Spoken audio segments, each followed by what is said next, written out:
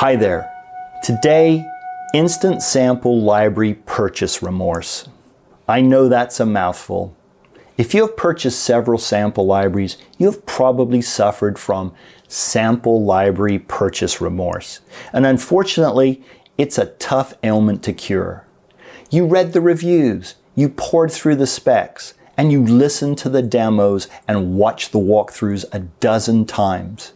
You thought you had made a great purchase on this sample library until you started to listen to it, and now you'd like to return it, but software is rarely returnable.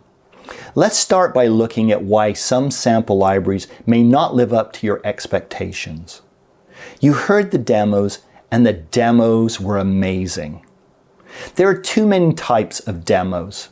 Contextual, which is where you hear a sample library with other sample libraries or live instruments. For example, you may be thinking of buying a guitar sample library. You may know the type I mean, has heavy distortion loops, clean loops, and more.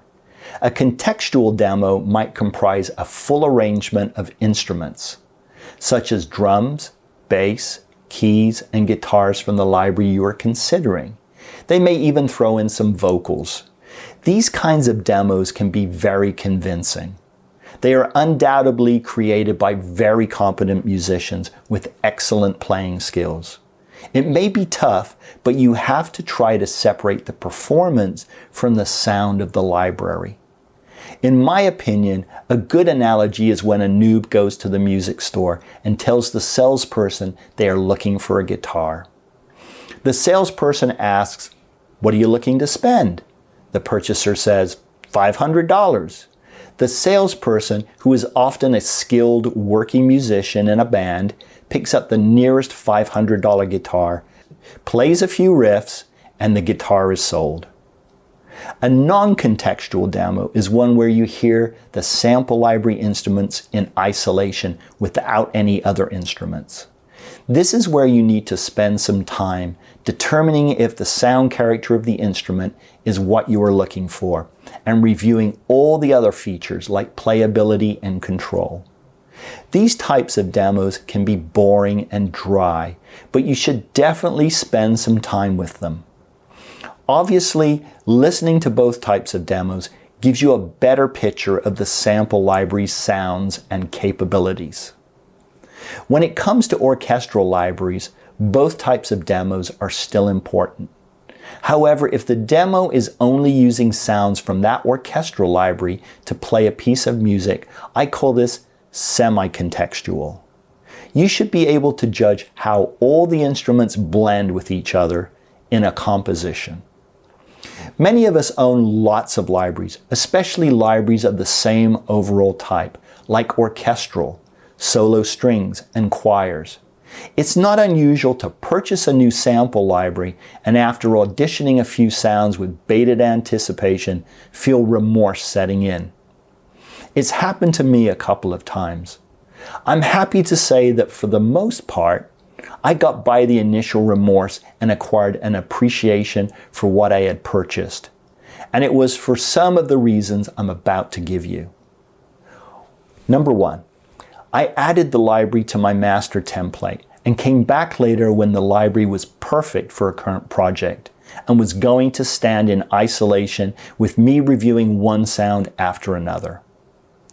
2. I dug into it more deeply, listening to every articulation and the range of sounds across dynamic control data and determined the true tonal nature of the library. Then it became more apparent where I might use it. Don't assume that because you know what the named articulation sounds like in general, that's the way the company programmed it. You have to listen to every articulation. It's time-consuming, but worth it. Also, it's a great idea to go back through your libraries from time to time and audition the sounds again, especially ones you have never used or haven't used in a while. It can be inspirational. Number 3, I realized the reality after I had purchased my third or fourth orchestral library. I asked myself a simple question while auditioning sounds. If I was auditioning, say, a flute sound, I asked myself, What did I expect it to sound like? A French horn? Was it a good sounding flute? And did I like the playability? Did it include an articulation I didn't already have? Does it have playability features in the interface or the sound engine that make it different and or better than other libraries I already own? Let's say you've tried to find value in the library that you have just purchased, but you failed. The simple explanation may be that it is a dud. At least it's a dud for you. Not every sample library is great. It's a combination of subjective and objective factors. So now what do you do?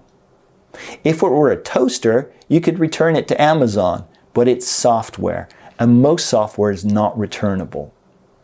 There are very few companies that give you at least some option after remorse sets in. And I'm just going to talk about one because I have personal experience with it. My good friend Brian was on a purchasing spree, and he purchased many piano libraries. If you play piano, you know it's a very personal thing. Some people like strident and bright, some like them woody, so I guess he was exploring. And he had about a dozen different pianos, including Keyscape by Spectrasonics. It's a very long and sometimes funny story, but I'm going to summarize a little.